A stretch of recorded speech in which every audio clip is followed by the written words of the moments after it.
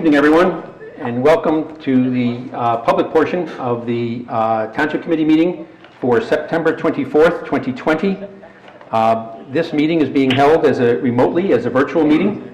If you are watching via cable TV or Comcast Channel 29 or FiOS Channel 26, you can participate in the public comment session by dialing any and the phone numbers listed on the agenda.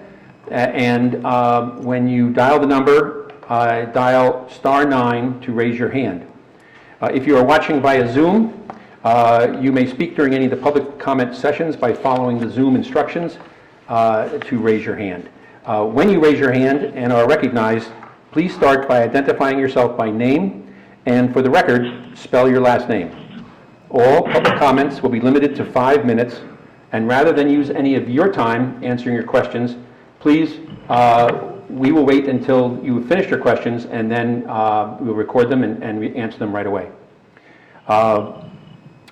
We have 2 public comment sessions on tonight's agenda, and each member of the public will be limited to 1 comment of up to 5 minutes during each public comment period. So, with that being said,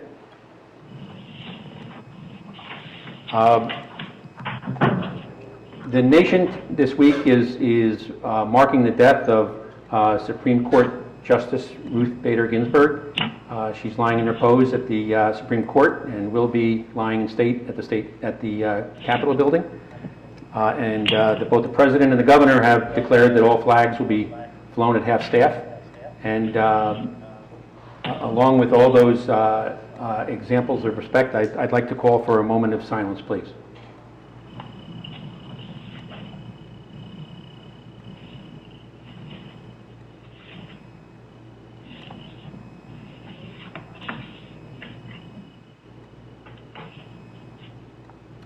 Thank you very much. And would you please join me in the flag salute? I pledge allegiance to the flag of the United States of America and to the republic for which it stands, one nation, under God, indivisible, with liberty and justice for all. Thank you very much. Okay, the first item on our agenda is reports, and we are going to begin tonight with 2 special reports. The first from Chief Tom Miller of our police department, and we will not only hear his report, but we have a chance for both the Township Committee and the public to ask questions following his report. And then we'll have a second report from Michael Fitzpatrick, our health officer, for an update on the status of the coronavirus in the Township. And again, not only will there be an opportunity for the Township Committee to ask questions, but we will also open that up to the public as well. So those will be the first 2 reports on our agenda. And with that being said, I'd like to hand the floor to Chief Miller and ask him if he could just give us a report on how things are going in the Township, please. Chief, I think you're muted.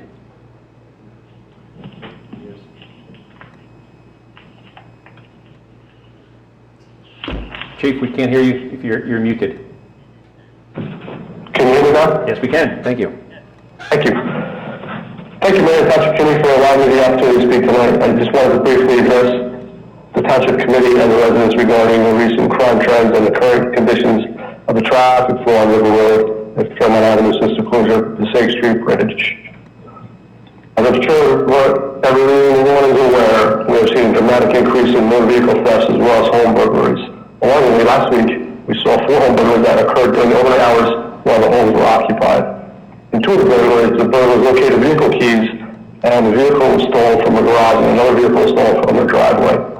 Since the beginning of 2020, we have seen 11 separate occasions where groups of individuals have entered unlocked vehicles and 10 vehicles have been stolen in the process. To date, we have recovered 9 of those vehicles hours after they were reported stolen. Of those stolen vehicles, we have charged 2 suspects and have identified 6 others in these car thefts and thefts from inside of the vehicles. Additionally, as I'm sure everybody's aware, at 1:45 on September 22nd, we located a group of 3 individuals from Newark walking down Lafayette Avenue. Officers charge one adult male with under apprehension and a juvenile will be charged at a later date for also providing officers with inaccurate information in order to hide their true identity. Simultaneously, as our officers were interviewing a trio, two surrounding towns became involved in pursuits with other stolen motor vehicles. 3 individuals were apprehended in a surrounding town as a result of the pursuit. I share this to show that several groups are out in our area during the same time periods engaging in similar criminal activity. Chatham Township Police have increased our overnight patrols and have done so for some time. Please understand that we cannot be everywhere and know that we have to put an end to this together. As we have been saying time and time again, we need everyone to secure their vehicles and homes. We must remove this opportunity from these criminals. Do you want me to move on to my second portion, or do you want me to take questions? Why don't you give your full report, Chief, and then when we do open up for questions, people can ask questions on the particular area that they're concerned about. Okay. Additionally, we have been monitoring traffic on a continual basis since the closing of the 6th Street Bridge, which occurred last week. Since the closing, there was 1 minor accident, bringing the total for the year to 3. Officers have indicated that aside from an increase in volume, traffic has been flowing without issue. Today, I met with the Union County Engineering firm responsible for the bridge replacement and traffic. Beginning tomorrow, they'll be rerouting the truck traffic so not to violate the weight restriction limits on River Road.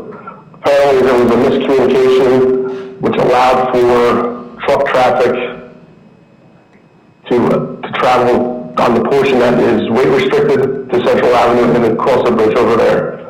So they're remedying that as of tomorrow. And that is my report. Thank you, Chief. I appreciate it. I'll open it up to Township Committee members first for any questions or thoughts or comments.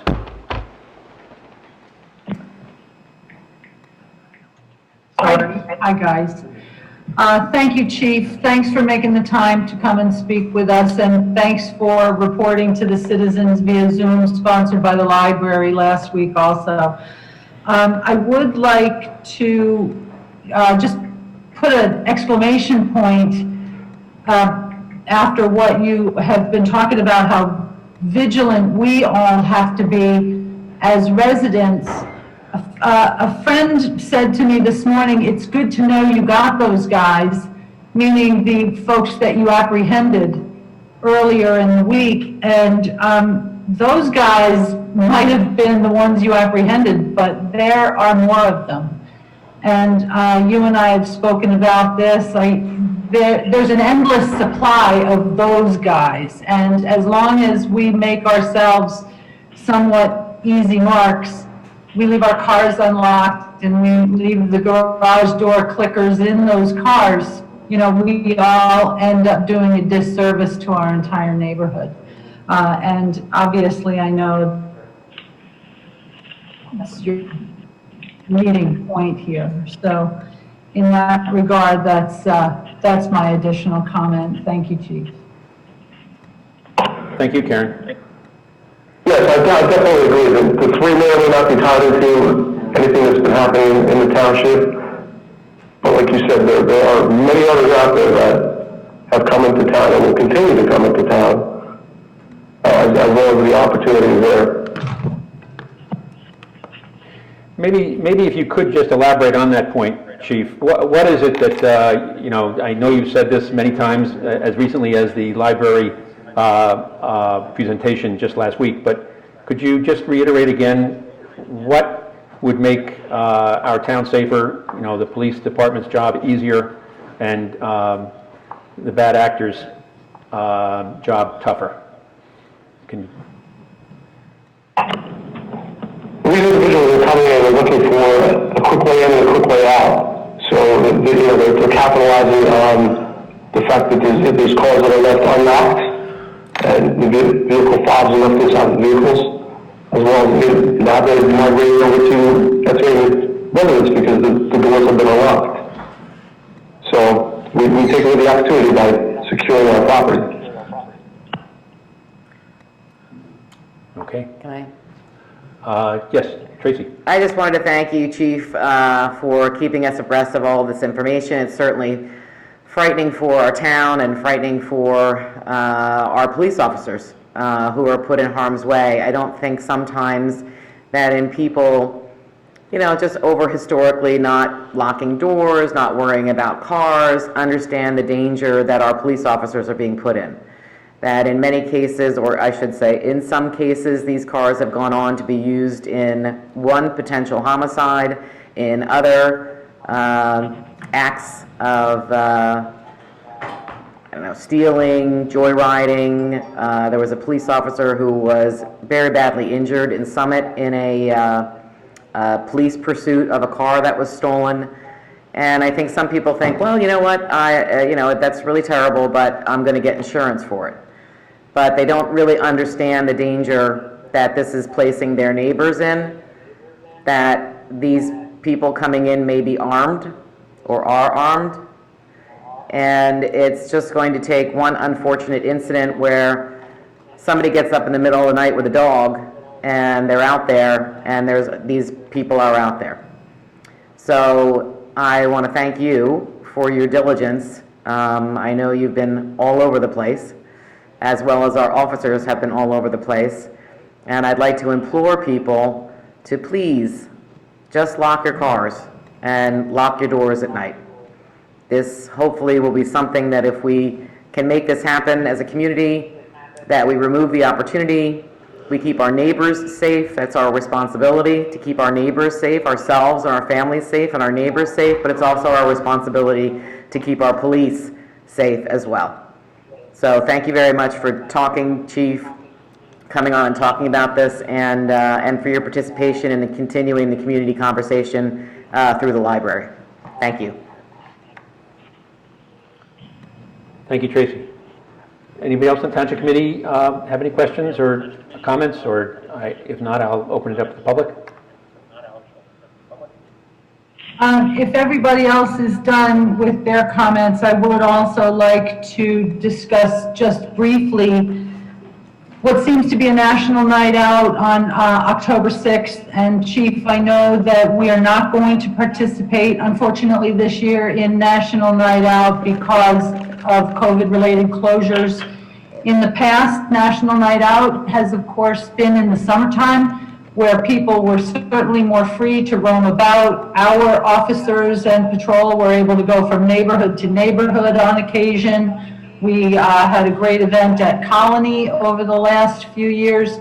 And unfortunately, with those, the outdoor facilities closed, and now, you know, firehouses and other community areas are not open to decent crowds because of COVID restrictions. Chief, I know we have agreed to forego National Night Out.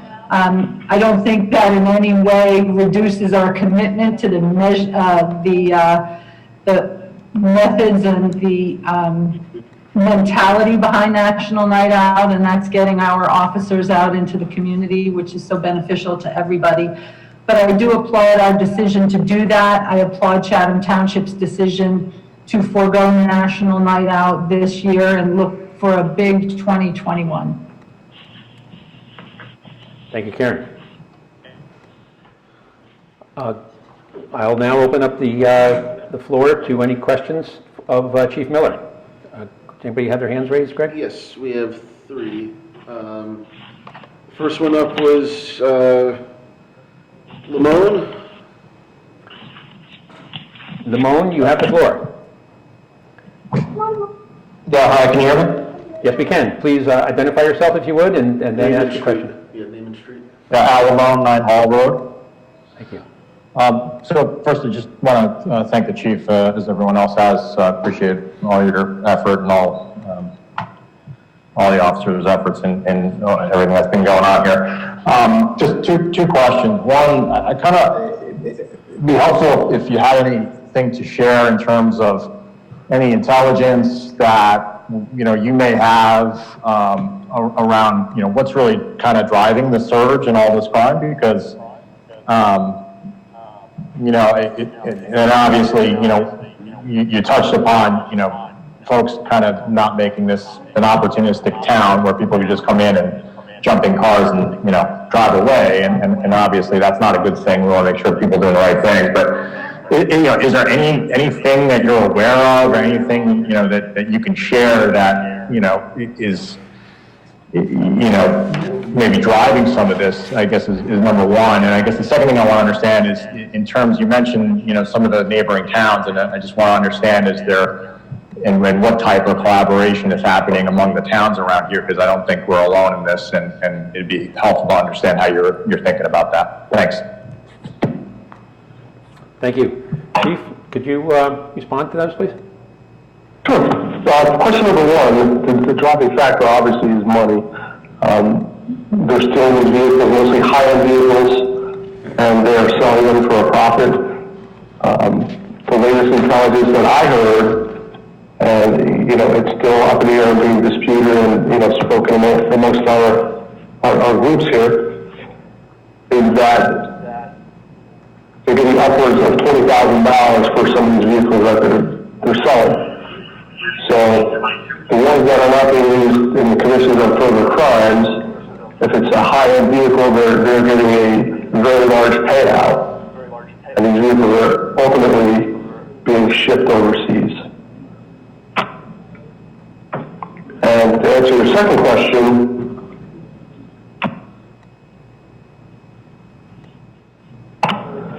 we are working in collaboration with other towns within our county.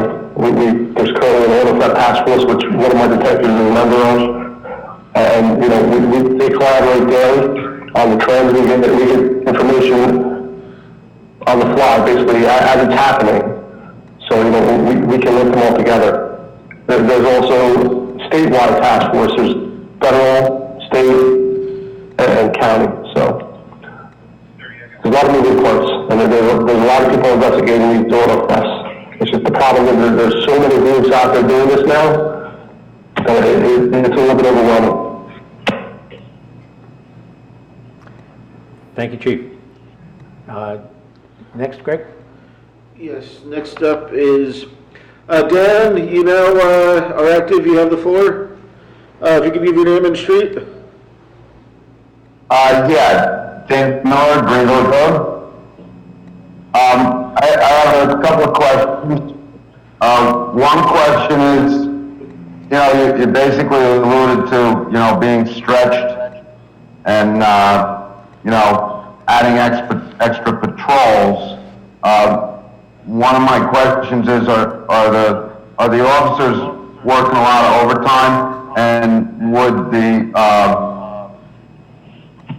having more staff be something that would enable the department better to serve the public and to step up these patrols without guys, overworking themselves?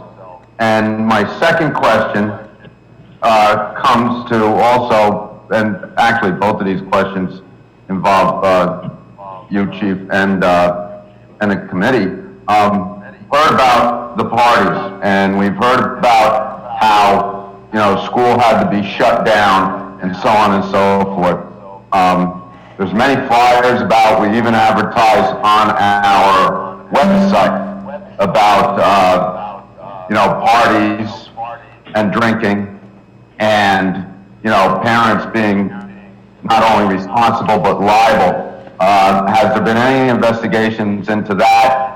Some of these parties, that I'm aware of, that I've even seen, has the thought of holding the parents of these minors responsible for the actions that they either condone or allow to go on at their homes. Thank you.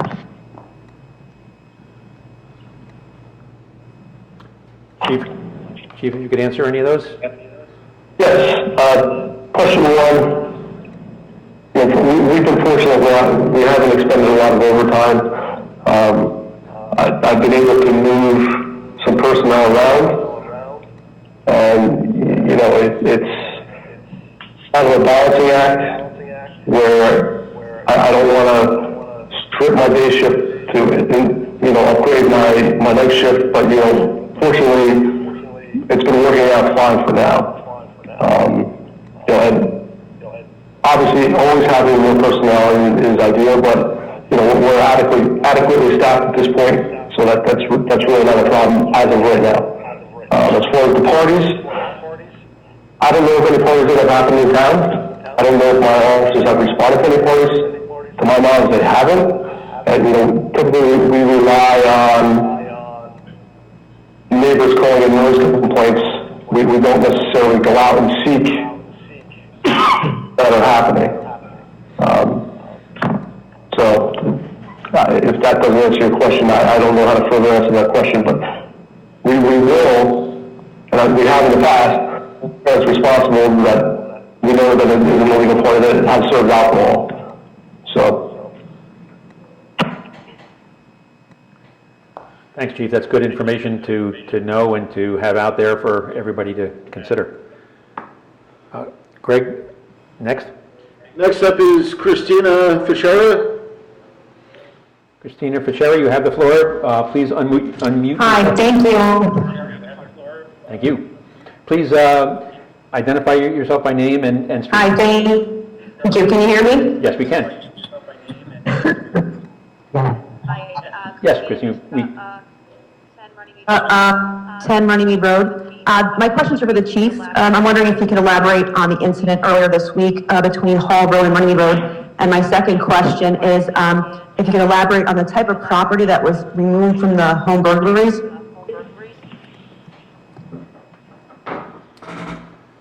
Thank you very much. Chief, I know that there's limits on what you can say about specifics and investigative techniques and things, but if you could shed some light on the kinds of things that people are targeting, I think that would help our residents. And any specifics you can give on how that particular incident happened, that could also, I think. You're breaking up. I'm having a little difficult time hearing you. Okay, if you could answer the question, Christina's question, you have the floor. Go ahead, Chief. I only got part of the question. It was breaking up as.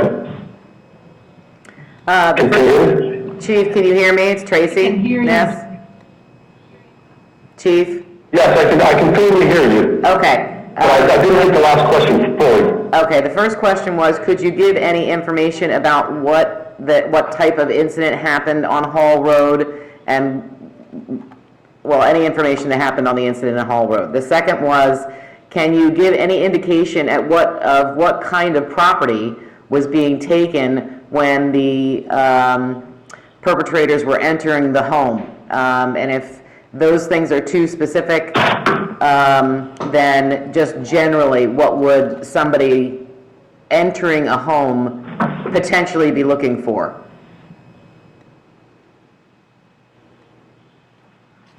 Sure. I can vaguely answer the Hall Road. There were credit cards that were taken, and they were used in various locations throughout the state. I don't know anything about Runnymede Road. I think Runnymede Road was that. So other than that, the property that's being taken in, they're looking for high-end vehicles. They're looking for keys when they come in to the house, and there were other various items that were stolen from Highland Avenue, which I really can't go into detail other than they had one of their vehicles stolen. So generally, Chief, they're just coming in and looking for the keys to the car, rather than running, potentially, rummaging through a house for jewelry, money, TVs, things like that. Anything they can sell quick. Generally, yes, they're looking to get in and get out quickly. I know in one of the residents, they were there for quite a bit of time, and they happened to get a little more, but they did get a vehicle out of that house as well. But they're looking to get in and out as quick as possible. So if there's a purse in that general area, they're obviously going to take that as well. But intel indicates that they're looking for keys to the vehicles. Thank you. Thank you, Chief. Any other hands raised, Greg? Only people who've already spoken. Okay. Okay. Are there any other questions from anyone on the Township Committee? Very good. Chief, I want to thank you again for joining us on Zoom and answering the questions from the public. I think it does help to hear it from you, and I think we thank you very much for joining us tonight, and I think that ends this portion of the meeting. So we will move on with our reports. Thank you, Chief. Thank you, Chief. Very good. Thank you. Thank you, Chief. Very good. Our second report for tonight has to do with the latest information on the COVID-19 pandemic. And for that, we have our health officer, Mike Fitzpatrick, and his assistant, Marlene Dolan. Okay. And so, Mike, I'll hand the floor over to you, and if you could cover what you feel are the latest highlights and guidance for us and for residents, I'd appreciate it, and then we'll move into questions. Sure. We'll give you the big picture. We do on a regular daily basis, 7 days a week, in fact, as necessary, a lot of follow-up called contact tracing with respect to any cases, especially the last week or 10 days in Chatham Township. And we had to sift through, and Marlene Dolan has sifted through those cases on a moment-by-moment, day-by-day, hour-by-hour basis in an unstoppable way, along with Gene Nash, to kind of figure out what kind of spread we may have in the community. And the good news is that really, even though there are a lot of potential risks and challenges of spread in the community, we found out that there were not very many close contacts. So as an example, I put a report out every Monday, Wednesday, and Friday, and we collected data, and yesterday, on Wednesday, there were no new cases. We have 8 active cases in the community. That's kind of defined as someone in the community that may, over the last 14 days, have had or currently has the coronavirus, compared to, since we started this all back in February, hundreds of cases. And none of those cases are active. It's just the ones that are very recent. I can report that the long-term health cares have been very quiet, very dissimilar to what it was in February, March, and April, when there were a tremendous number of cases in the long-term health care facilities in northern New Jersey, and in Chatham. But at the present time, that's pretty quiet, under control. Our positivity rate in the state is relatively low.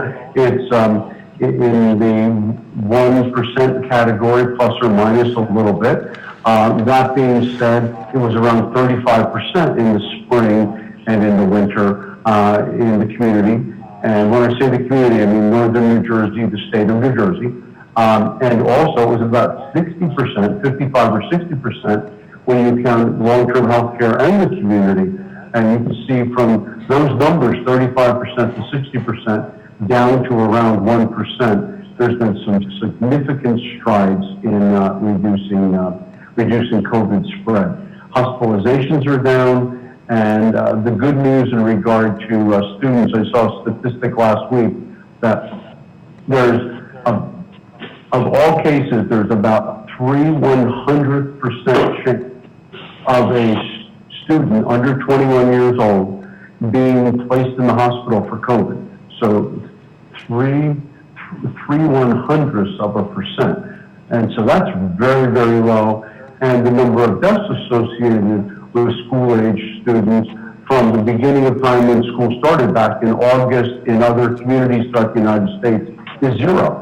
So there's a good news that as school has gotten back in, there are not really a lot of cases. Now, that being said, the cases that we've been researching and working on really do not have to do with direct contacts in school, but it generally has to do with individuals getting together outside of school at play dates, some people going down the shore to lake communities, and kind of getting together closer than maybe they should, and in bigger groups than maybe they should. But the schools themselves, as far as wearing masks, washing hands, separation, the way that they're cohorting the students in school, all comport themselves to be a really protective way, multi-level way of not being concerned with easy transmission of COVID in schools. And so I'm pleased to report that indeed the little bit of increase that we had and the concern we had about a week ago has really subsided and hasn't grown because of all the things that have been envisioned and planned during the summer for the back-to-school move, which happened a few weeks ago. And even though we had a little bit of blip, that blip did not continue to rise. It actually leveled quickly and has flattened also quickly. So I would say we have a good report card on what's happening in the very big picture. We're always going to have cases. When I say always, I don't mean for the remaining time, but we're going to have cases during this COVID period, and we should expect some because we are most certainly more opened up than we were months ago, but still it's very much in perspective and in an area that we would anticipate to have fewer low transmission of cases versus moderate or high transmission. On other topics, we're planning on doing flu clinics like we have done over the last several years. We're also planning on doing work on planning for the rabies clinic moving here in another several weeks. We're doing food inspections. We're following up on regular complaints. We're doing inspections of septic systems. So there are a lot of non-COVID activities that are back to normal kind of function that we're also doing in the health department. So it's not just exclusive that we're spending all our time on COVID, but we most certainly are spending a high level of time, but not exclusively. We're doing other work in the township that's important also. So we keep the businesses and the various septic systems and those kind of things moving forward and not inhibiting normal business. So that's essentially my report. Thank you, Mike. I appreciate that. Any questions from anyone on the Township Committee? Yeah. Stacy, like to start? Thank you. So thank you, Mike, and thank you, Marlene, for all the work that you've been doing to, educate people, but also to make sure we contact trace and we keep any issues contained. I know that you've both been tremendously helpful in the community, trying to help businesses and to set up so that they can keep safe and they can keep their customers safe. So I appreciate all your efforts. I wanted to ask, there was a decision to reopen middle school sports, and I know there was a lot of thought that went into that. I know there were people in the community that did have some concerns. So could you just speak to kind of what some of the factors that you considered when you made the recommendation regarding resuming middle school sports? Or I should say K-8 sports, I guess, the non-high school sports. Right, and there was, if I'm not mistaken, an adult softball within there also, I believe. So essentially we looked at the number of real cases, close cases, and I think part of the decision related to they're outside sports. People are running around, and when they're in contact with each other, it's only momentarily. It's not for 10 minutes. It's a second or two when you're really less than 6 feet. And when you're moving and whatever air movement you may have, rapidly dries up. You have the psychosocial piece where it's really good for people to get out and exercise and see each other, but yet they're not sitting in a closed room. They're in a very open atmosphere of the exterior. We had already done some contact tracing, realizing that it appeared that the numbers were not growing, that the numbers were kind of contained, and we didn't believe that we were going to see any flare-ups or spikes. And so and New Jersey is also, especially Marsh County, we're in this low area. We're not in the moderate or high area of transmission. So, basically 1 out of 100 people may have COVID. Not, like I said before, not 35 or 60 people out of 100. So because of the low transmission rate, because of the low hospitalization rate, because of being as a society in Marsh County in northern New Jersey at a very low point where transmission is not likely and not many people have it, and being outside, all of those factors converge to say we're still in a low risk for allowing or suggesting that this could happen. If we were in a moderate or high risk and we were playing indoor sports, I think there might be a different decision. So they were the factors, the environmental factors surrounding the status of what we're in terms of low transmissibility, and also the factor of how close and for how long one may be playing a sport. So let me give you an example. I asked the State Department of Health about 5 or 6 weeks ago. Let's assume somebody is close to someone for 30 seconds or a minute or 2 minutes. And then a few minutes later, they're next to each other another minute or 2 or 3 minutes. At the end of a several-hour event, they were together way more than 10 minutes. And they were less than 6 feet for way more than 10 minutes in a day, but it was not continuous or contiguous in time. Are we counting that as a close contact? I felt I knew the answer, and the answer was, no, it has to be continuous for 10 minutes to get enough virus loading occurring. So if you have moments that you're near somebody, and then moments you're not, and then later on moments you're together, you do not add up all the time. It has to be a consistent amount of time in one block. So therefore, that was another rationale or reason that I felt it was safe, and we were able to open to the sports. So that's kind of was the thought process in the decision making. Thank you.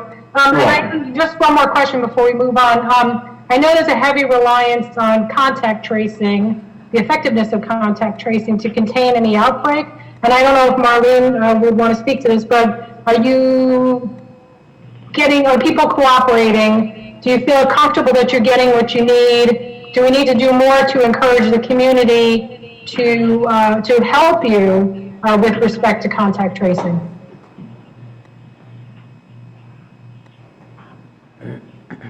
Okay, hi. I just signed into the meeting to listen. I didn't realize I was going to be here, but then I saw my name pop up. So, because I'm here, for the most part, I will say that people have been cooperative. There have been a few instances where I've been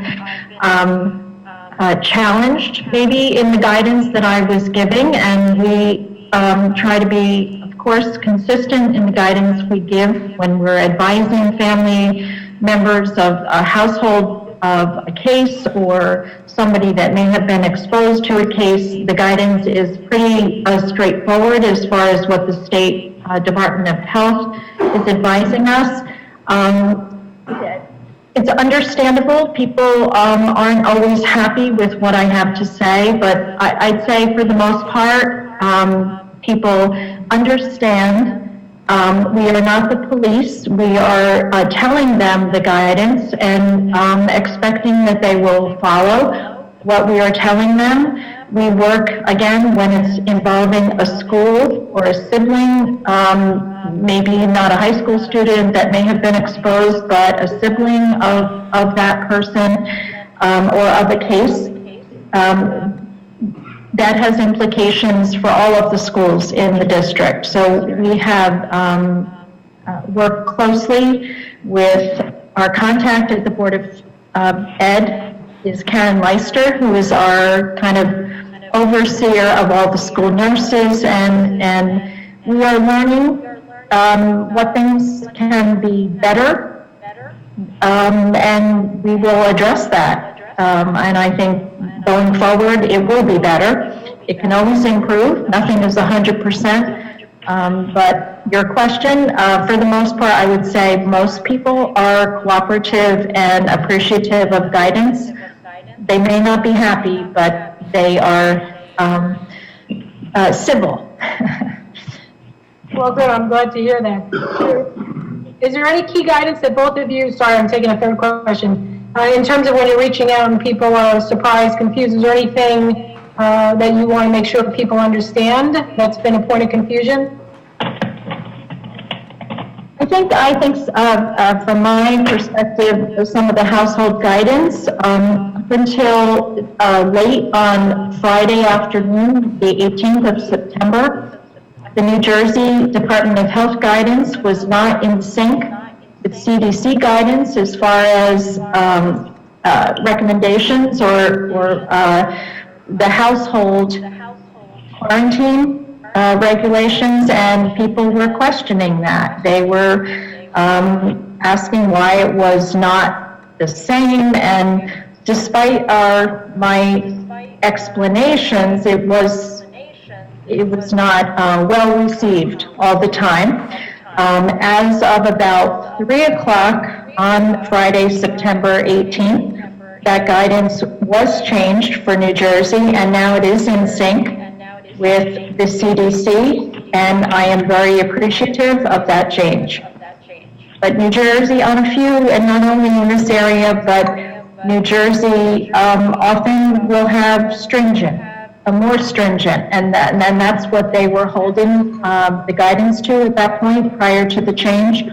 But now it is in sync.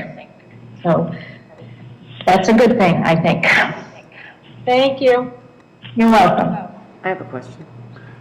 Tracy? Thank you, Mike, and thank you, Marlene. I know it's been a yeoman's job, and thank you for all the conference calls and all of the advice that you've given us. I have two questions. One is, we have been getting, oops, sorry, that's not me, that's my phone tilting over.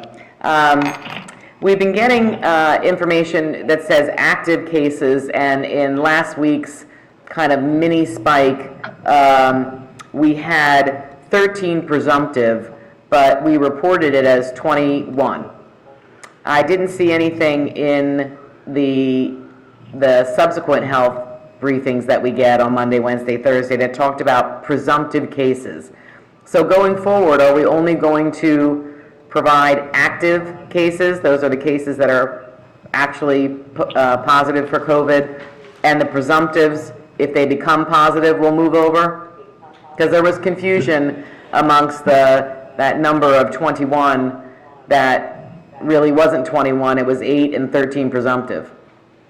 Well, I think maybe I can answer that. Marlene maybe can follow up. The 21 was for both Chatham Borough and Chatham Township. So that's how that worked. The presumptive is because of the type of test. It's the antigen test, but the way we look at it is we contact trace it as if they were positive. So, and we do report positive cases, and then we report presumptive cases. And I think the thing that happened is we put a number out, and then the next time we put an additional number out, and it was confusing because it looked as if those numbers were additive, yes. and they weren't. So it was just that it changed by one from 6 to 7 or 7 to 6 if one was taken. I think one was taken off because it became a confirmed case, and so it went from 7 to 6, and it looked as if we were adding 7 plus 6. So we now made some corrective language to make it understand that that's the total that we have at the present time, 6 or 7, whatever the number is, and not the cumulative number. Because it did look like it jumped by a lot if you didn't understand what we were saying. So we corrected that actually when Mayor Kelly brought that up to my attention, and we said, no, that's not what we mean. So we'll correct the language so it's not confusing to individuals. It wasn't confusing to us, but that's our own definition, so I apologize that we weren't clear on that, but I think we did correct that. And the 21, again, was the shared school system between the borough and the township. Thank you. And my second question is, I understand that, as Marlene just talked about, that the guidelines for quarantining, if you are positive and you are in a household then with other people, that has changed. So could you go over that for people? What exactly are the guidelines if you have a positive case in your house, and then what needs to happen? Okay, this is the big issue, and this is the guidance that was changed on the 18th.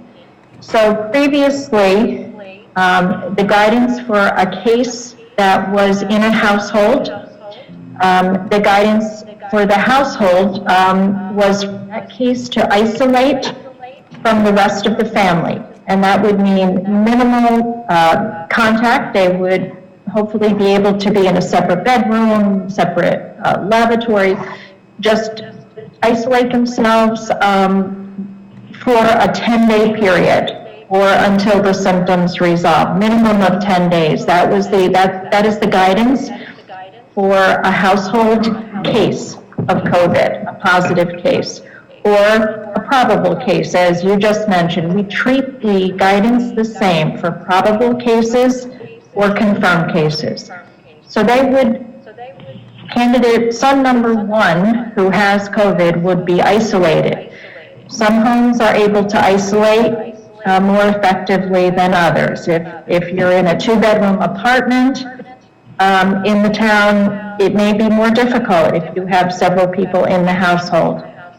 Our guidance prior to the 18th was, even though the description of how they could isolate, either totally or not so totally, the guidance was the same, universal.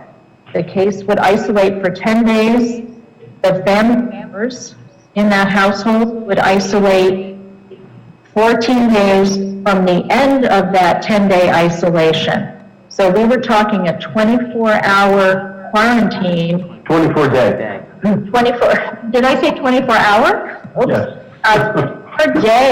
24-day isolation for the household members of a case.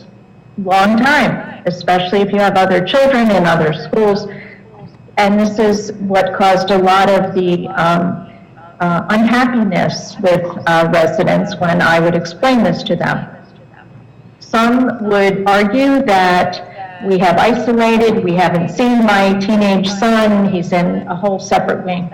And they felt that they were totally isolating, and the CDC guidance, which we now are in sync with, allows for the last contact with that positive case. So maybe it was a day or two after they got their test or developed symptoms. That would start day 1 on a 14-day quarantine for the rest of the family. So it significantly shortened the rest of the guidance for the household members of that case. And that's where it stands now. So if the case in the household is able to separate, and again, this is self-reported isolation. So we are relying on families, and we try to explain as best we can what that means of isolating. And if they're reporting to us that that is truly happening, then we give them the guidance that from that day of last contact with that case, the rest of the family will quarantine for 14 days. Thank you very much. That's helpful, because there's all sorts of, the guidance changed, and the people were very confused over what they needed to do. So thank you very much. You're welcome. Any other questions from Township Committee members? Karen? Yeah, I've got a couple of different questions just to follow up on the isolation within a family. If the individual who has tested positive is legitimately isolating, and, mom is handing the kid food under his bedroom door and he's not coming out for any reason, if the rest of the family tests negative, is it really still therefore necessary for everybody to remain under quarantine, so to speak, under house arrest, if you will? Or can the other kids go back to school if they have in fact tested negative and they are isolating, or do you still demand that they stay home? Now, the requirement is that they stay home because the test negative result is not predictive of what will happen. Right. You have up to 14 days from the day you're introduced to the virus that you may actually become symptomatic, or for that matter, may not become symptomatic, but may actually have enough viral loading to be able to transfer it to others.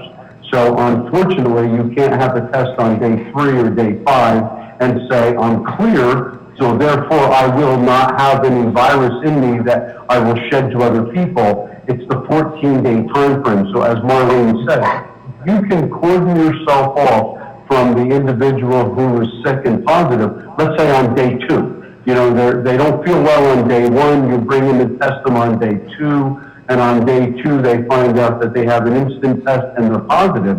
And that day you quarantine them, and isolate them and isolate yourself from them, now you start adding the 14 days from the last time you actually had contact with them. So you essentially have 16 days from the 2 days that you didn't quarantine or isolate yourself, and 14 more days. So yes, unfortunately the 14 days are needed because of the viral loading taking up to 14 days to grow, get through the body, and die off. Got it. Are you seeing, what kind of test result time frame are you seeing in general when it comes to getting to the pharmacy or the other testing facility, having your test done? Is there a disparity in the type of tests that are taking longer, or what kind of result time frame are you seeing in general? So a few weeks ago, and Marlene bear this out, but a few weeks ago we saw that maybe it was 6, 7, 8, 9, 10 days.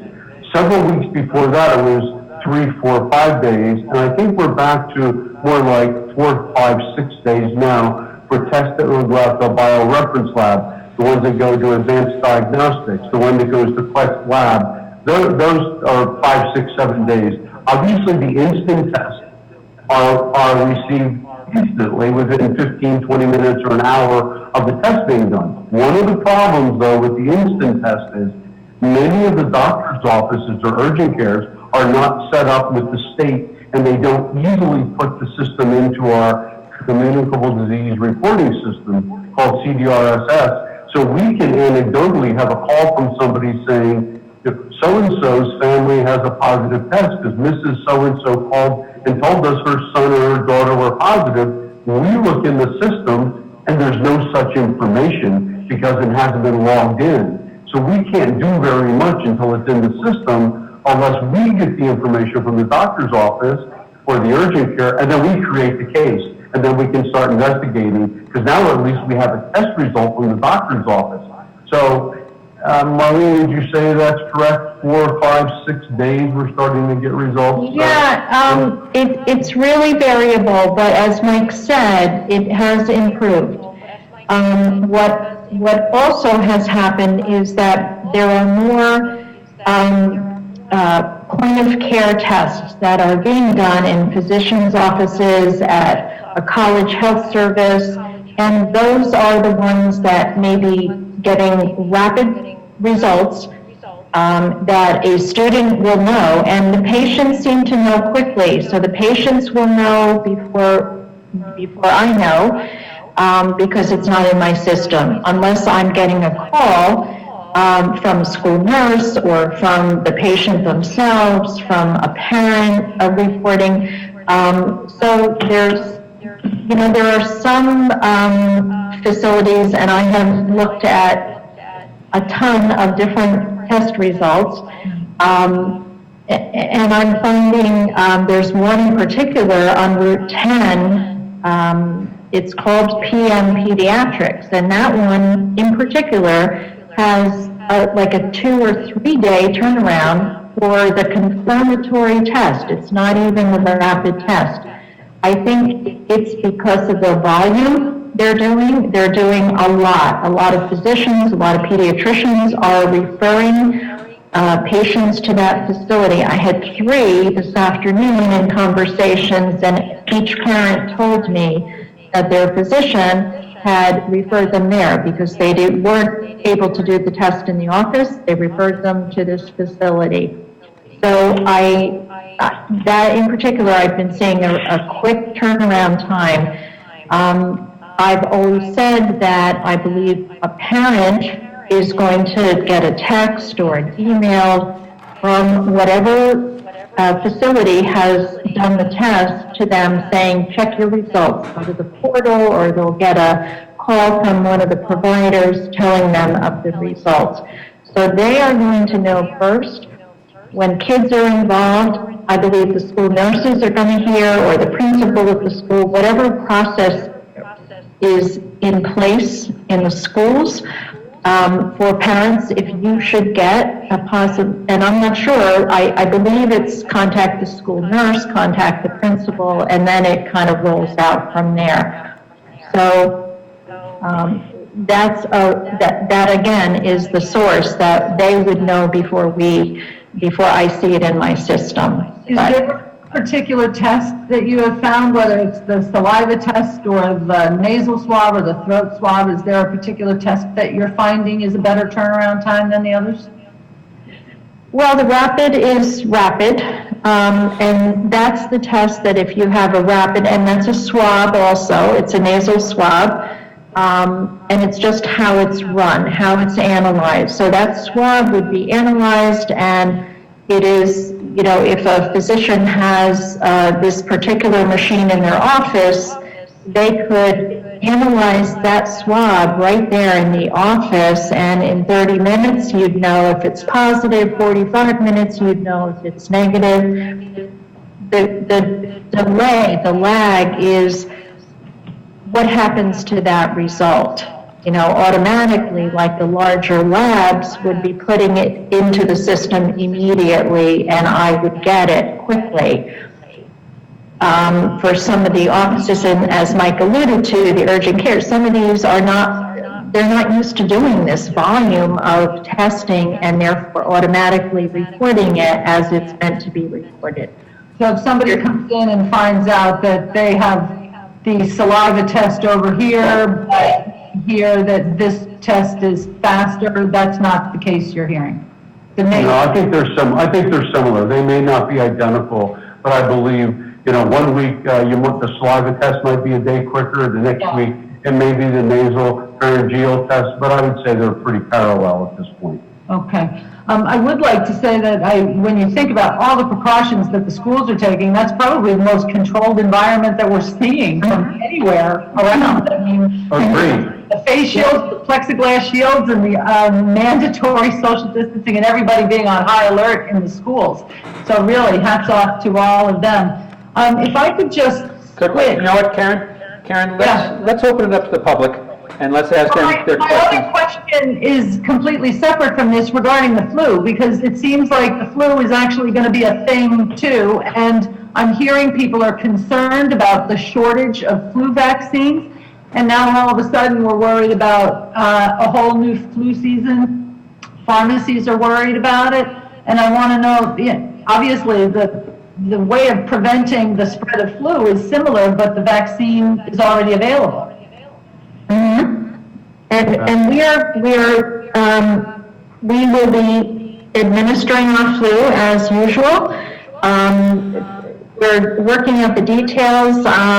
Typically, we are at the Myersville facility for our flu clinics, and usually we typically don't start them until mid-October. That's the general time frame that we would be starting them. And depending on the accessibility to the facility, I think we're working out kind of how we're going to administer them. And we will definitely be staging them. We won't have everyone, say, come between 1 and 3 on a particular date. We're going to be asking them to schedule so that we don't have the gathering of the groups. So we'll be staggering them, and we'll stay as long as we need to do. Chatham Township has always had a good turnout of flu, particularly, I have to say, particularly with their employees. It's probably one of the best towns that we do for employee flu participation. So that's a good thing. Your employees... Are you offering the senior dose as well as the regular dose of flu shot? We are not. We have only the regular, and that's typically what we've done. CDC still does not have a preferential choice. They just, you know, if you're over 65, if you're under 60, just get a flu shot, whatever you can get. But particular physicians may recommend the high dose for certain people. You know, if you have comorbidities, it may be a good idea if you're over 65 to get that one, but we do not have that one. Is there any reason to believe, as I've heard from pharmacists, that there will be a shortage of flu vaccines this year? Or is that just anecdotal? Is that just people whipping up a story in the news? Or what are you hearing, Mike? Who knows is the answer. But, you know, because, look, if they make a normal amount of dosage and now people feel they need to have a flu shot because they're afraid that COVID has some kind of issue related to flu, there may be a greater request. However, the State Department of Health has made some vaccine available to local health departments that we wouldn't normally have access to, so that will help. You know, the ironic thing is, there's no real information saying this is going to be a really bad flu season. Right. So it's just that people are concerned because of the consequences of COVID. But here's the interesting thing to me. One of the things we don't do historically when it comes to the cold and flu season is we don't wash our hands enough. We don't cover our coughs and sneezes enough. Now with COVID, I think we're going to be washing our hands. We're going to be wearing masks. We're going to be doing all the things that are going to reduce the normal flu and cold season germs, and though therefore, maybe just naturally, because we're protecting ourselves or we're being more aware, we may just, from a participatory point of view of our own society, we may be reducing whatever flu, however moderate or low it may be, we may be actually controlling it significantly by doing all the things we were doing for COVID. So I think we actually are putting ourselves in a safer place than we would be just doing a normal flu and cold season. Great. Okay. Thank you for your time, really. Thank you all. Okay, let's open it up to the public and see where their interest is, and then we can come back and finish it up at this end. Greg, is there anybody with their hands up? There is not anybody at this time. We have one phone call listener. If they have any interest, they can hit *9. But the regular Zoom listeners, I do not have any raised hands. Okay. Well, let's ask a few more questions from our end, because I know that there are still a couple more. And Greg, if you'd keep an eye on any raised hands for the public, please weigh in with your raising hands if you're interested with a question. Mr. Mayor, at the appropriate time, I'd like to make a comment, please. Go ahead. Okay, sure. You have the floor. Thank you, Mr. Mayor. Mike and Marlene, I just want to thank you for all the help that you've provided. I know the Deputy Mayor said that as well and echoed that, but day in and day out, you both are available for calls. The information continually changes, and you're both calm and rational, and you've been very helpful on several different areas. And I want to say that I am very impressed with the detail of the contact tracing and the quality, as Mike has explained it to different committees. But it does take time.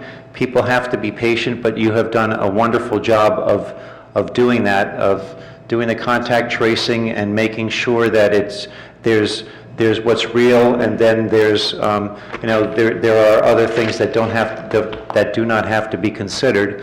And anecdotally, my physician basically said the same thing that you did, that because people are wearing masks, people are washing their hands, he has seen less flu early in the year, and you both are mind readers, but thank you for your help. You're welcome. Thank you. I just wanted to follow up as well on something that we had from our testing that we had in the township. And Mike, thank you for coming over and overseeing and taking a look at what was to be planned. That was very helpful for your input.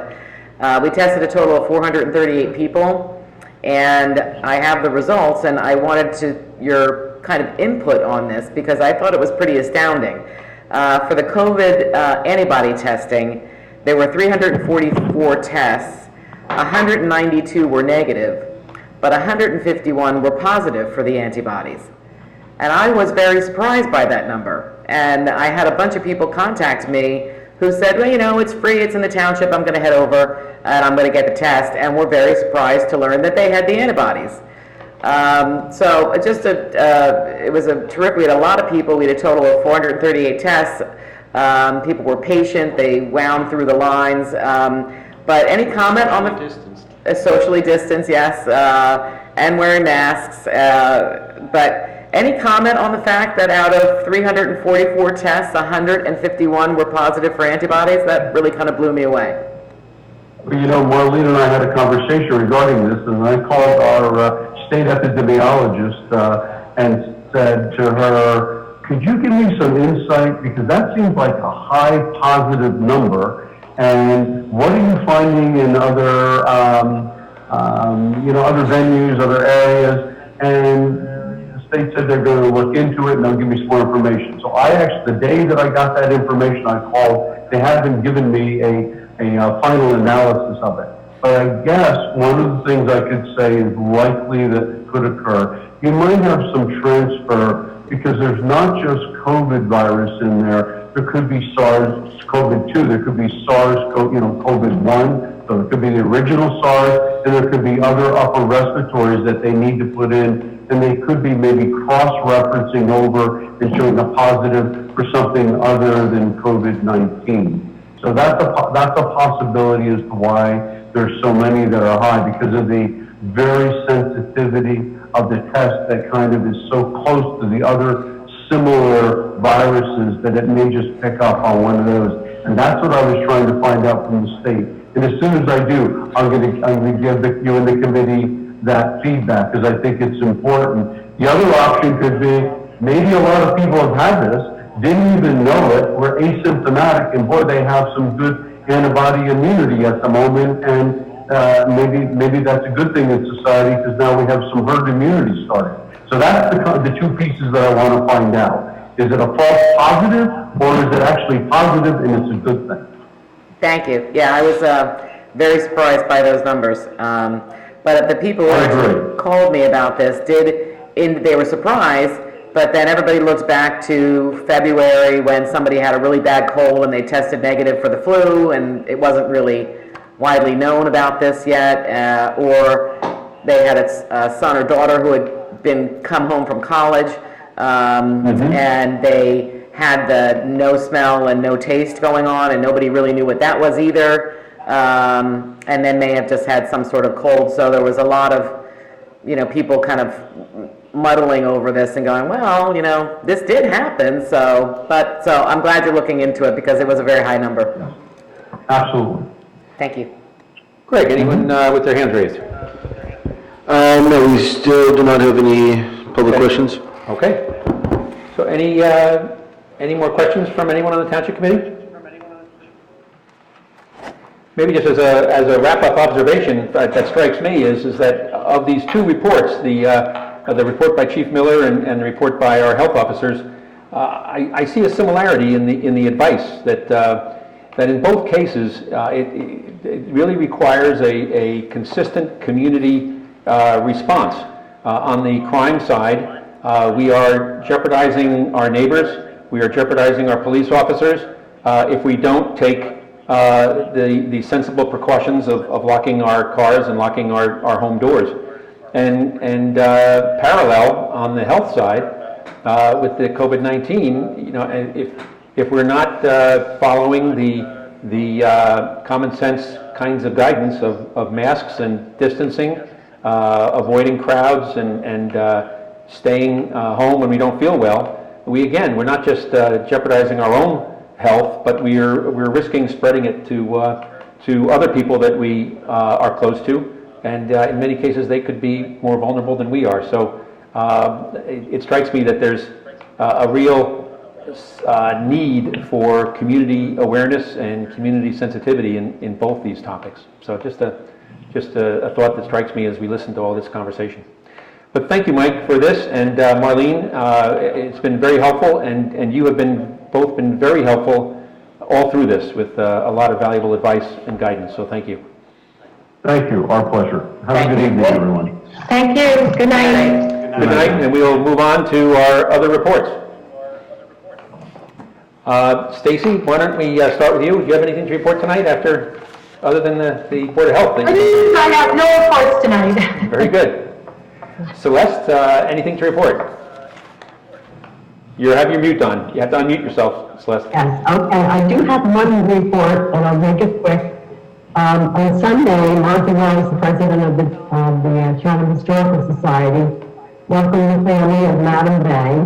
And as we know, she started the boxing camp in town in 1923, and it finally came to an end in 1969. Well, anyway, along with other officials, including the Turkish consulate, they unveiled her headstone at the Fairmount Cemetery.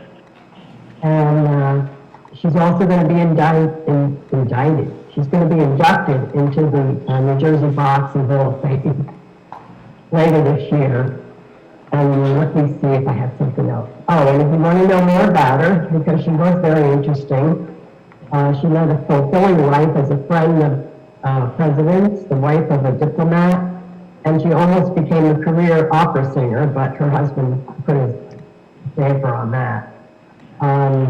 So if you'd like to learn more about her, you can, there's books out there written by a local author named Jean Pantalone, and they're I guess if you go on Amazon, you'll find them if you look his name, Jean Pantalone, and I believe he's from New Providence. And that's my story. Thank you, Celeste. That was a terrific event, and now there's a headstone in the Fairmount Cemetery that's probably the most impressive headstone in the entire cemetery.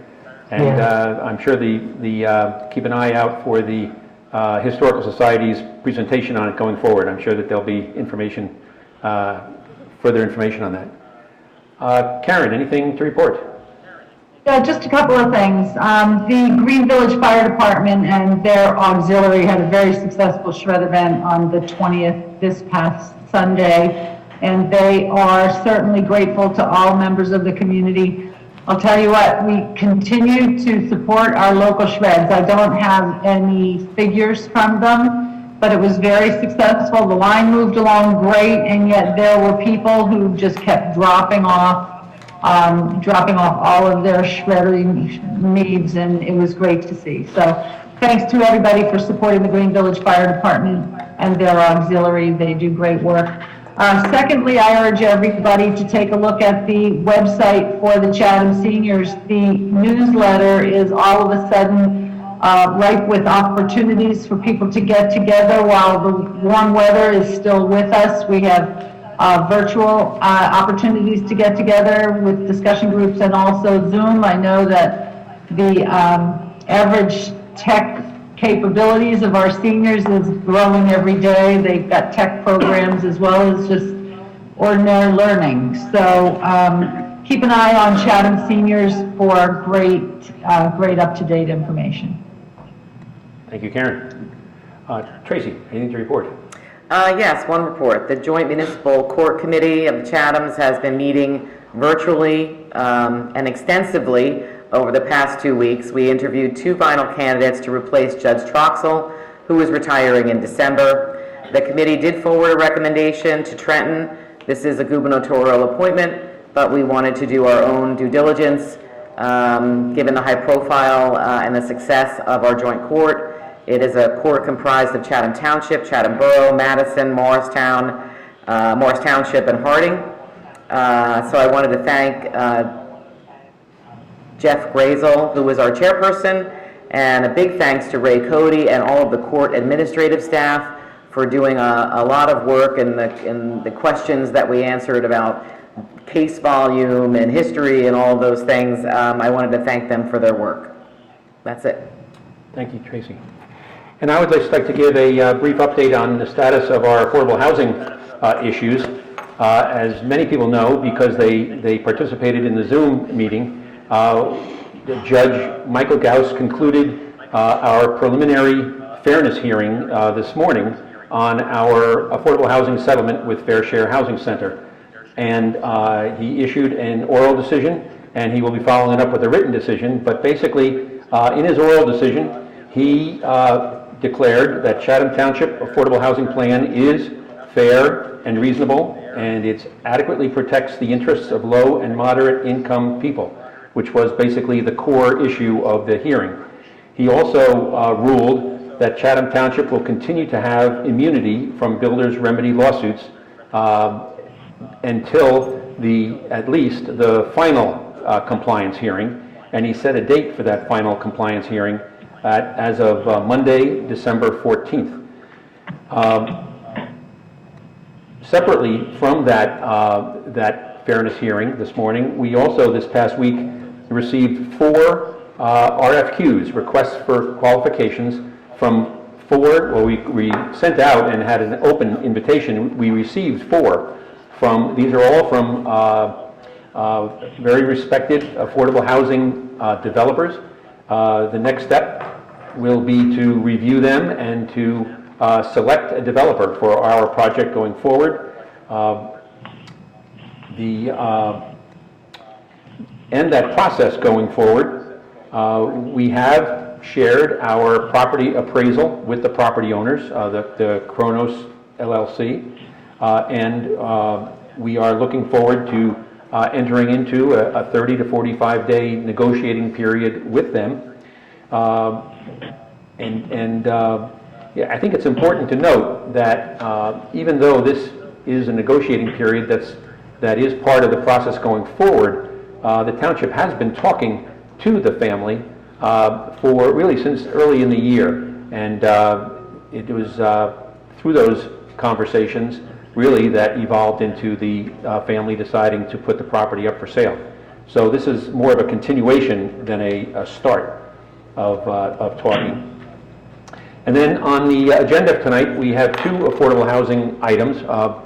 Our attorney, Albert Cruz, will give a little bit more in-depth explanation of them when we get to them. But basically, there is a public hearing and final adoption on the agenda for our redevelopment plan for 522 Southern Boulevard. And we are going to table that public hearing and final adoption. And we're going to introduce, under a different number, an updated redevelopment plan. These are draft plans that will be going to the planning board for their review and then back to us for final action. And being still at the draft stage, we felt we could improve on it. So that's the item on the agenda for tonight. And with that being said, that's our affordable housing update. The next item on the agenda is mayoral appointments. Did you want to give... I keep doing that. Greg, do you have any reports to make? Yes, Mayor, I do. Just a quick update on elections. As most of the public may know, and I hope knows, this is a principally vote by mail ballot election. Greg, it's very hard to hear you, and I want to make sure people can hear this part. I'm sorry, it's just very hard to hear you. I'm muffled. I'll do what I can to speak up. It's a vote by mail ballot election this year, and I'm pleased to announce that the county has mailed out the ballots. I received mine today. This is what it looks like. So when you get this in the mail, this is important. Hold on to it, don't throw it away. Open it, vote, send it back. If you don't vote, you don't get to complain. But I just want to make sure people understand what the envelope looks like. Alex, I don't know if you've got this on the camera. Okay, thank you. Once you get your ballot and you open it, please follow the directions carefully. Read the directions. Read them the second time. If you don't understand them, read them the third time. But please be careful because with the primary, I've heard reports from other towns about ballots being disqualified because of voter error. So please read the instructions carefully. And when you decide to send it in, you have options. You can either mail it in with the envelope that's enclosed. You can drop it off at one of 15 different secure drop boxes located around the county, or you can drop it off at the polling place on Election Day. The sole polling place for Chatham Township on Election Day will be Long Hill Chapel. The polling hours on Election Day are from 6 to 8. You also have the choice of voting by provisional ballot. I would encourage you, please use your mail-in ballot instead of provisional. Provisionals will be counted, but not until after all of the mail-ins are counted. So by the time the provisionals are counted, we'll probably have a good idea of who won the election. So if you want your vote counted earlier, please use the mail-in ballot like you're supposed to. And also, to answer a lot of the questions that I've been asked over the phone, on our township website, we have posted some election information I'm going to quick do a share screen to, yeah, this should show, Mike, did you see? I can see it here. Yeah. Yep. Okay, this shows where on the Township website the information can be found. If you click where it says read more, it'll pull up a PDF that has all sorts of election information. So that'll answer a lot of the questions that people have called asking, and including the location of the drop boxes. I'm going to do another quick share screen to show what the drop boxes look like. So if you bear with me for 1 second. This is very fancy. Yes. Every now and then technology helps. Let's see, portion of screen. Yeah, so that should show you what the drop box looks like. This is the one in, This is the one in Madison. It's located in the commuter lot on Kings Road between the Madison Police Department and the Madison YMCA.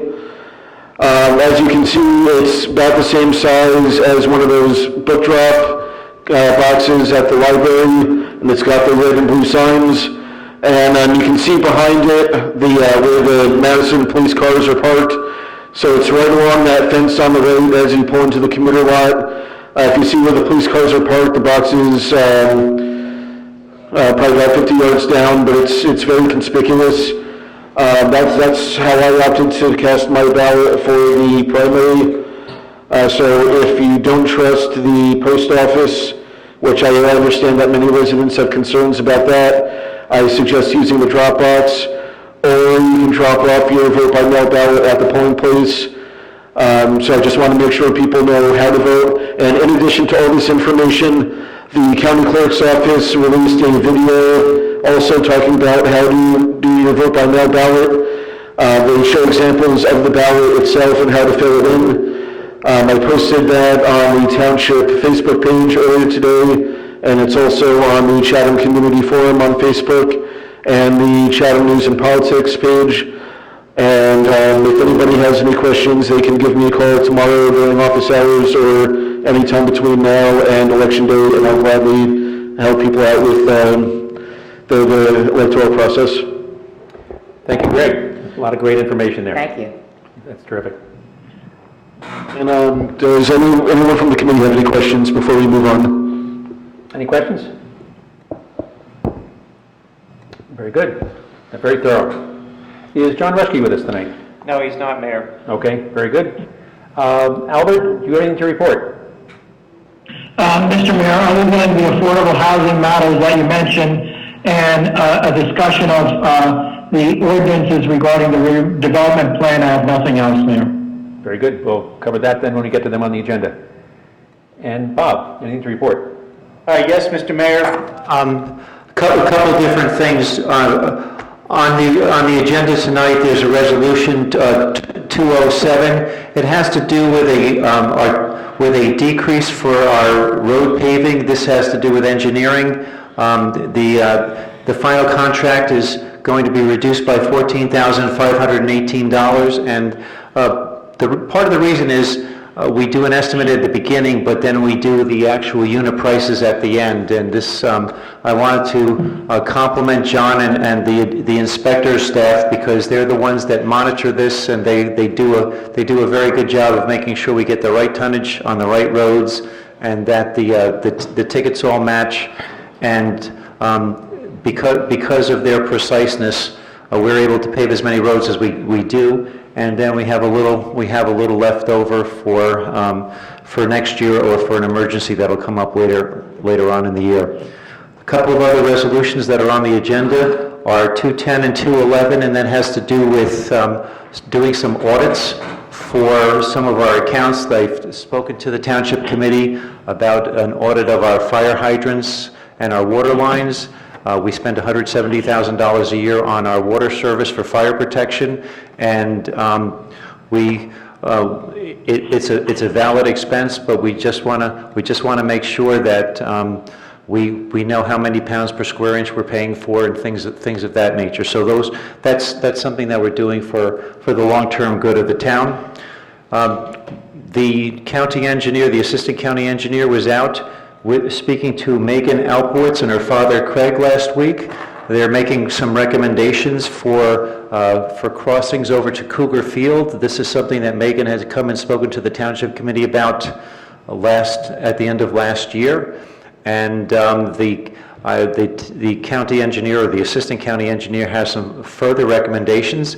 They'll be coming to the township. Those recommendations will be coming to the township at the October meeting.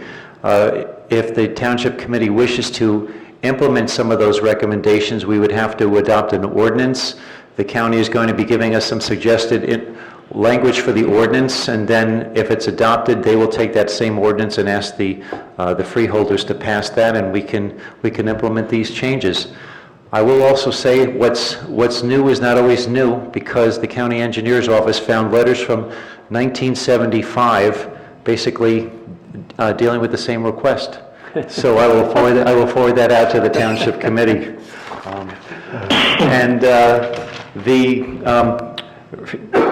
Our new website is looking very good. We're looking to have have it released or open to the public within the next 2 weeks.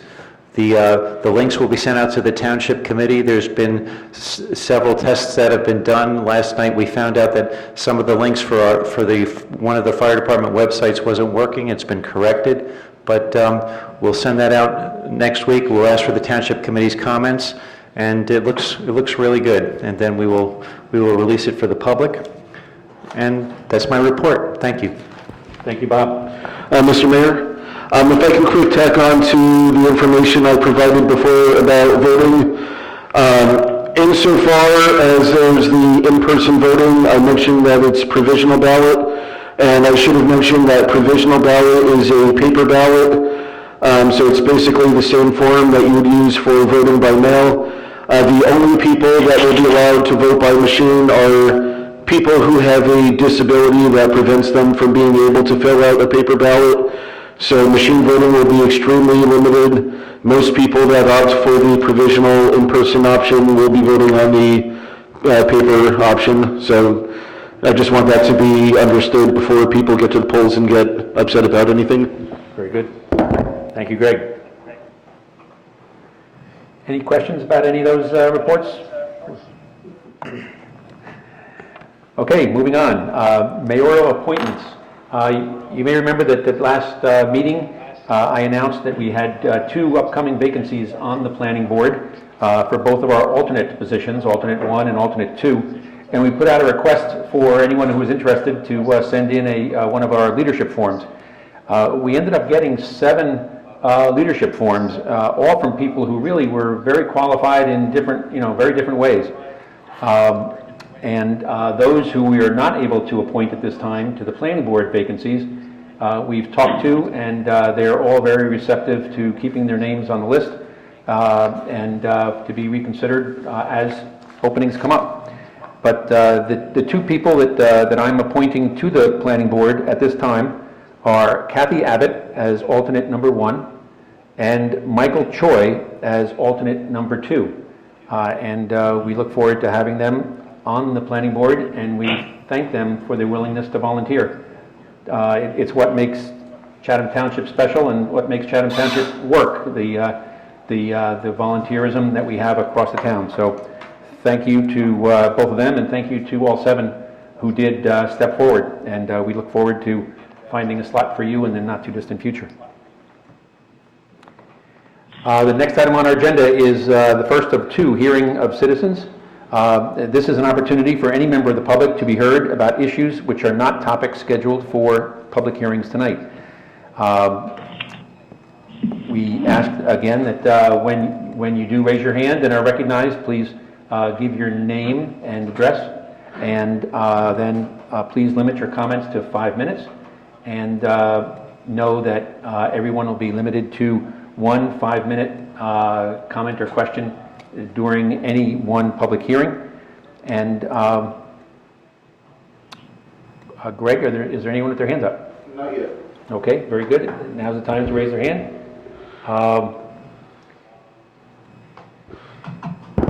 We have a hand raised here from Ed. Ed, go ahead. Oh, Oh, very good. I just want to have a follow-up question for Greg. I think you can track your ballot if you, is there a way to track your ballot? Yes, there is. Yes, and, Can you explain how it's done? yeah, the information is available on the county website. If anyone is interested in tracking to make sure that their ballot was received, I can email them the link. Let me pull that up now just so I can verbally give people the... So is that on your site? I mean, on your... It's on the Facebook Yeah. site. There's you can also register online now. Are you doing that through the county, or is it like a... It's a state initiative, so you can register online. Deadline to register is October 13th. So wait. And then there's also That's to register to vote. Yep. But if you already have a ballot and you want to track it, and on that same So you have to- on that same post, there is if you go to that site, there is track your. oh, okay. Thank you. They also have it on the Morris County Clerk's website, I believe, but we'll put that up there as well, Greg. You know what? We've been putting so much stuff up. Yes, I'm doing sharing of screen. Oh, now you're really getting tricky on us, Greg. Just make this larger. Yeah, so this should show everyone it's the Morris County Elections website. There's a section that shows ways to vote. I believe I included this on the posting on our site as well. But you can see in the center where it says check ballot status. You can check to make sure that you're registered. And yeah, so if anyone needs any further assistance with that, give me a call at the office. Thank you, Greg.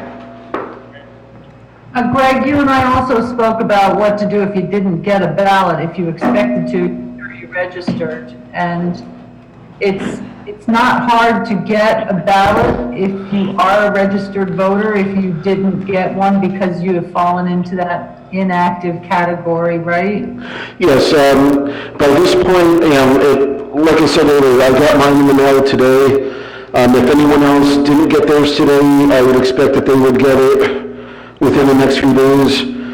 But if anyone doesn't get theirs by the end of next week, I can assist them. There's a form you can fill out to send into the county clerk's office. The county clerk's office, they're the ones that are actually sending the ballots out.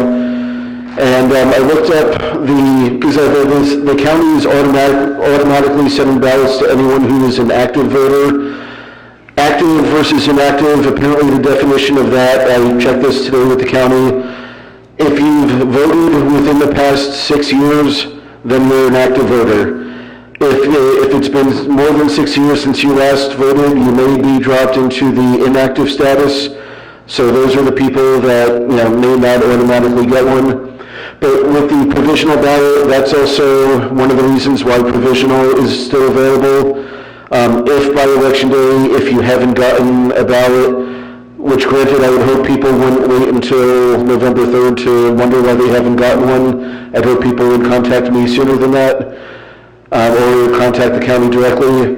But worst case, the provisional is a way to make sure that people still have that right to get a ballot cast so they can have their voice heard. But I would stress again, for those that do receive the mail-in ballot, please use that option, and there are the several ways to get that ballot back. Thanks. Thank you, Greg.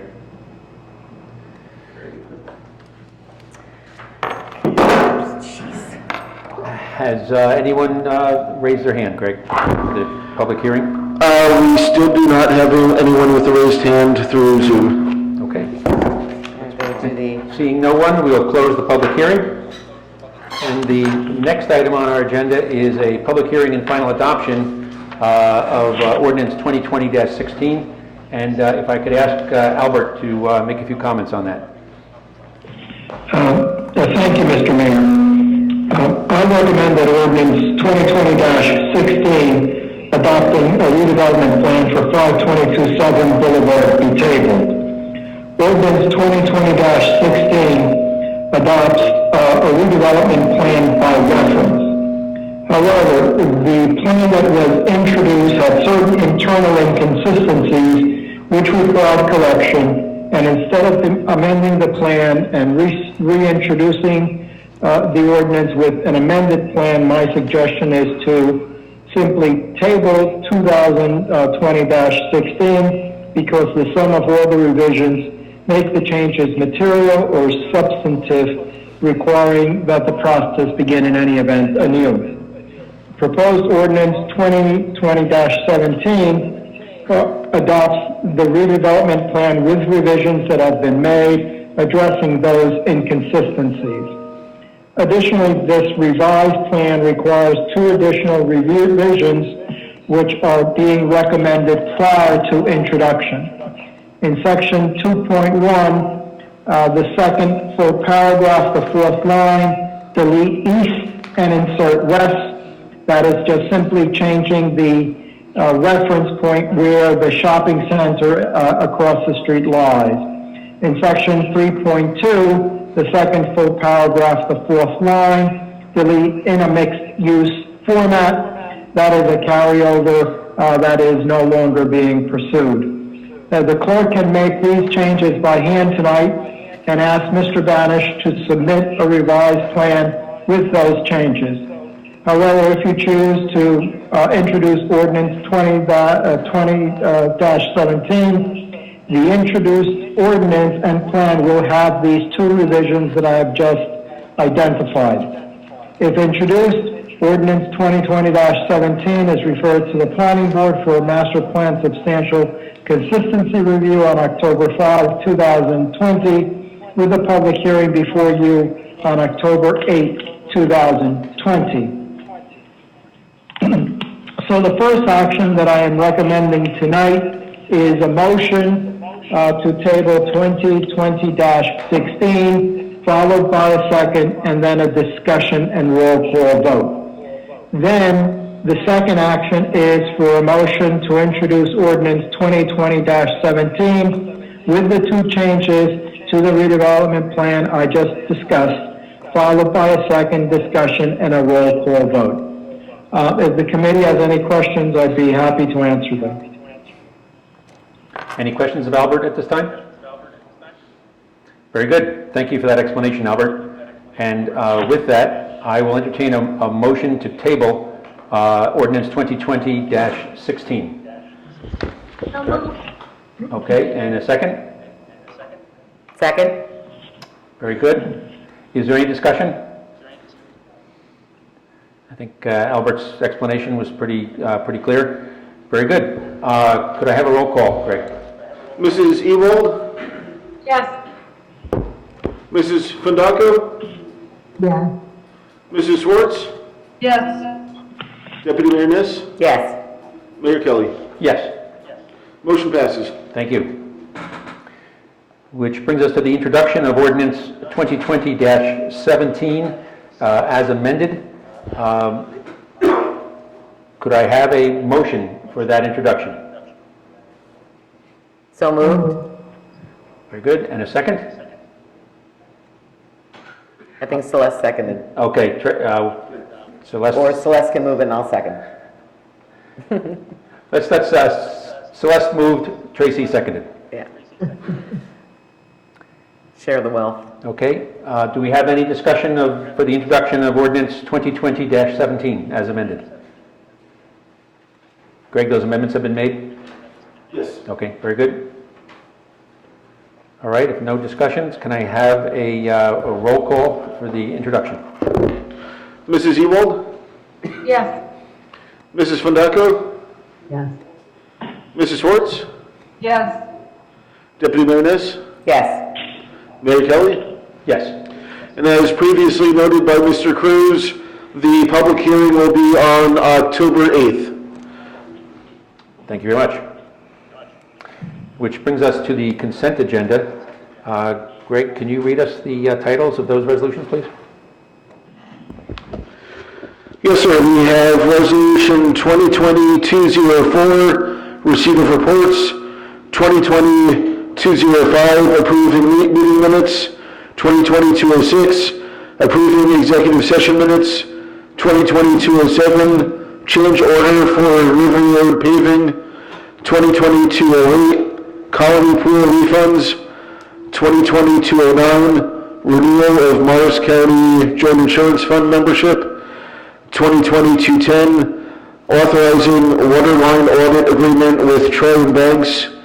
2020-211, authorizing streetlight audit agreement with Troy Banks.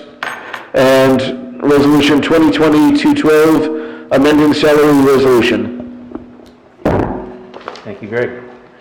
Do we have any questions or comments about items on the consent agenda? I'd just like to make a comment. I want to thank Bob for continuing with this whole audit process and deep dive, almost a forensic search into all of the contracts, all of the payments that we're making, all of the service providers, and making sure that we're properly insured, making sure that we have the proper, that we're paying the proper amounts, the energy saving initiatives, the HVAC grants for this and the police building that have brought more than $800,000 back into the budget this year. You're setting the bar awfully high, Bob, and this is yet another one of those things that's not something that's sexy for the residents or for the community, but it is something that meaningfully can save money. So I want to thank Bob again for going through this process of overturning all the rocks and looking to see that we're paying properly and that we're getting proper service. So thank you. Thank you. Could I have a motion to adopt the consent agenda? So moved. Very good. And a second? That was from Celeste for a second. And Mrs. Ewald? Yes. Mrs. Fundaco? Yes. Mrs. Schwartz? Yes? Deputy Mayor Ness? Yes. And Mayor Kelly? yes, Motion passes. thank you. Which brings us to our second hearing of citizens. And again, this is the opportunity to raise your hand if you'd like to be recognized. And Greg, if you would keep an eye on the list, is there anyone who would like to speak at this time? Not yet. Very good. We'll give it another moment. And if anyone wants to speak, please raise your hand before we close the hearing.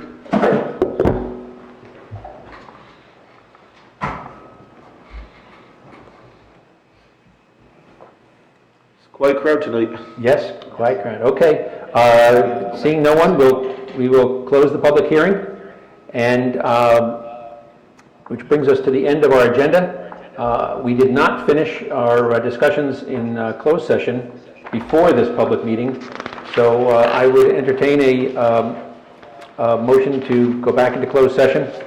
And If I may quick read the resolution. very good, if you would. Thank you, Greg.